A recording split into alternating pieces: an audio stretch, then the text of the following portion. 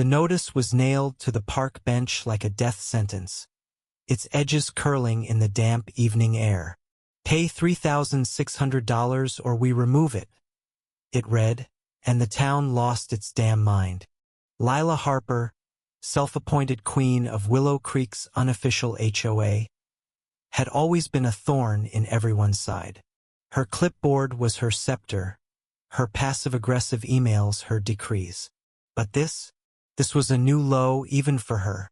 The memorial plaque on the park bench honored Tommy Grayson, a 29-year-old firefighter who died saving a family from a house fire 2 years ago.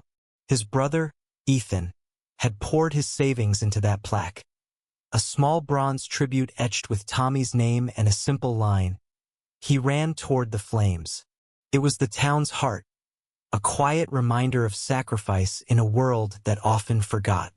Lila didn't care. She stood in the park that evening, her manicured nails tapping the clipboard, her voice sharp enough to cut glass. "This plaque is unauthorized," she declared to Ethan, who'd been summoned by her latest email blast. "It's a violation of community aesthetics. Pay the fine or it's gone." Ethan, still raw from grief, stared at her, his hands shaking. The crowd that had gathered, neighbors, shopkeepers, even old Mrs. Delaney with her walker, murmured in disbelief.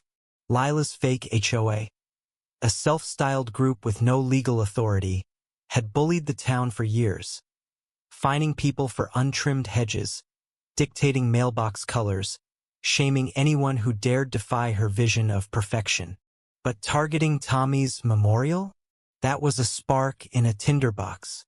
Ethan's voice cracked as he stepped closer, his work boots scuffing the gravel. "You're fining me for my brother's memory? You think you can put a price on that?"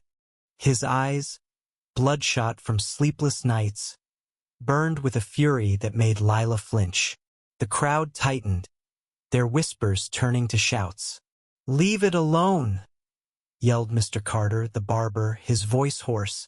"Shame on you, Lila," called Sarah, the diner waitress, clutching her apron like a shield. Lila, unfazed, doubled down.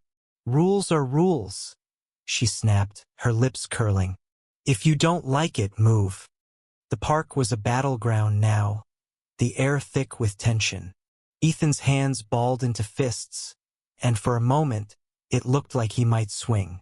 Instead, he turned to the plaque, running his fingers over Tommy's name, his shoulders heaving.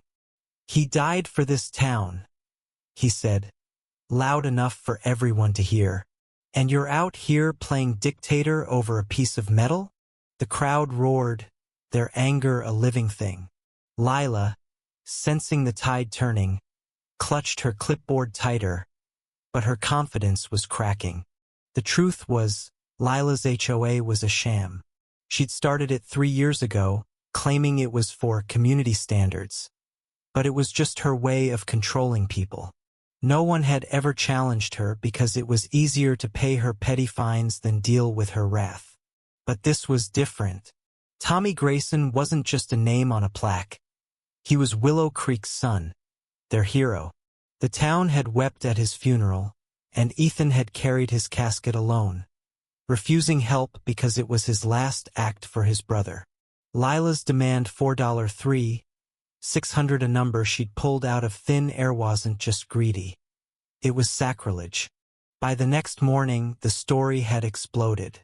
Sarah posted about it on the town's Facebook group, and within hours it was shared hundreds of times. "Lila Harper's fake HOA is trying to erase Tommy Grayson's memory," the post read, with a photo of the plaque and Lila's notice. The comments were a wildfire. "She's a monster. Who does she think she is?" Someone dug up Lila's address and posted it, though it was quickly deleted.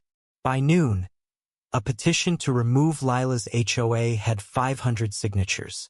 A local news crew showed up, filming Ethan kneeling by the plaque, his head bowed. The reporter's voiceover called it a small town's stand against tyranny. Lila didn't back down. She doubled down, sending out another email blast, The plaque is a safety hazard. Pay or face legal action. Legal action? The town knew she was bluffing. Her HOA had no authority, but her audacity fueled their rage. That evening, a town hall meeting was called. The community center packed to the rafters. Ethan stood at the podium, his voice steady but heavy. "This isn't just about a plaque," he said. "It's about what we value. Tommy gave everything. Lila wants to take that away because it doesn't fit her perfect little world." The room erupted in applause, but Lila, sitting in the back, stood up. "You're all emotional," she said, her voice dripping with condescension. "This is about order, not feelings. If we let everyone put up plaques, where does it end?" The crowd booed, but she kept going, her face flushed. "I'm protecting this town." That was the last straw. Mr. Carter stood, pointing a trembling finger. "You're protecting your ego, Lila. You're no leader, you're a bully." The meeting spiraled into chaos. People shouted, some cried, and Lila stormed out, her clipboard left behind. By the next day, the backlash was unstoppable. A crowdfunding campaign raised $10,000 to keep the plaque and fight any legal action Lila might dream up. Businesses banned her, refusing service. Her mailbox was stuffed with handwritten notes. "Leave Ethan alone. Honor Tommy." Lila's perfect world was crumbling, and she had no one to blame but herself. But the story doesn't end with triumph. A week later, Ethan found the plaque defaced, spray-painted with ugly words, "Fake hero." No one knew who did it, but the town suspected Lila's handiwork. Ethan didn't cry. He just sat by the bench, scrubbing the paint off with a rag, his hands raw by the time he was done. The plaque was clean again, but something was broken. The town rallied, raising money for a new plaque, this one bolted down, untouchable. But Ethan's heart wasn't in it anymore.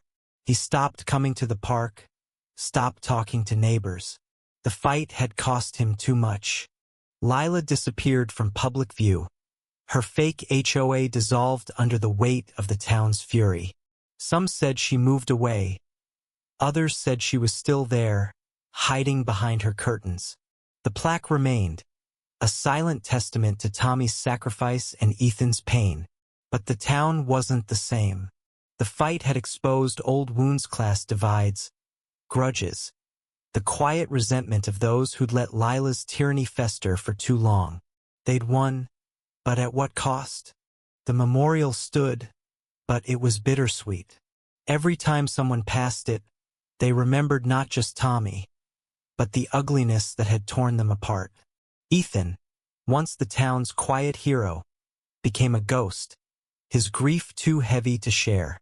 And Lila? She was a lesson, a warning of what happens when power goes unchecked, when one person's ego trumps a community's heart.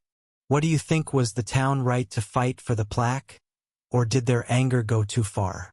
Share your thoughts on justice, community, and the cost of standing up.